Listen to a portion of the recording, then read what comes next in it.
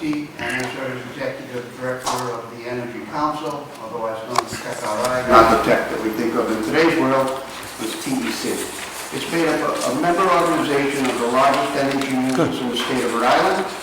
They include hospitals, universities, manufacturers, commercial interests, and we oppose this bill.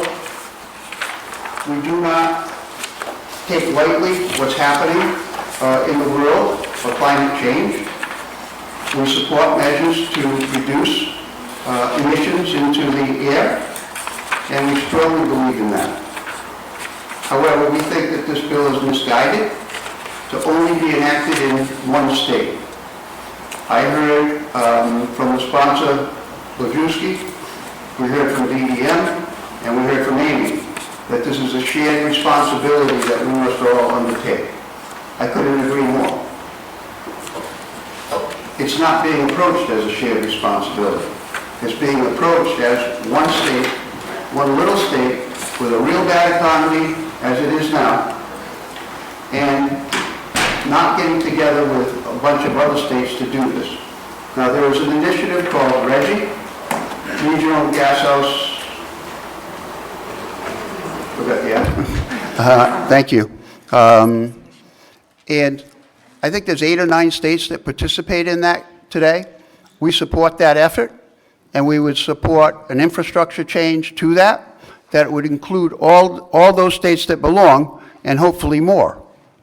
We would support.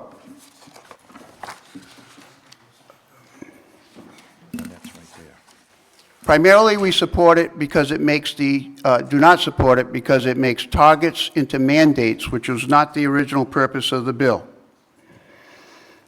Anything that's made mandatory should be in context of a regional approach. This bill would be very onerous to business, to compete, and to hire people to work.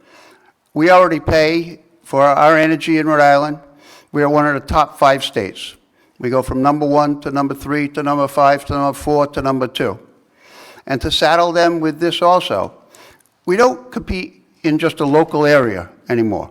We compete worldwide, we compete nationally, and we compete regionally, as well as in the state. And to put this kind of burden on Rhode Island businesses and their employees is onerous at best.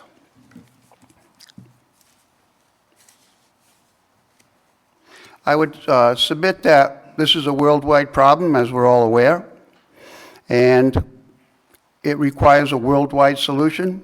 It requires the Congress and the United States and the President to address this issue so that it is done fairly in a reasonably thought-through way that impacts everyone in a fair way.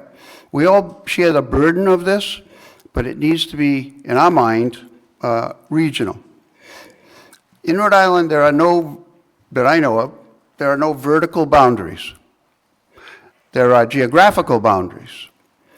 And we know the wind blows, and we know that the emissions blow with it. If you were to ask any pulmonary expert, doctor in this state, where the biggest contribution of air emissions comes from, it is not Rhode Island. It is not Connecticut. It is not Massachusetts. It is Pennsylvania. It is Pennsylvania that causes most of the inferior air quality here in Rhode Island. With that, I will close my comments. Thank you for your hearing.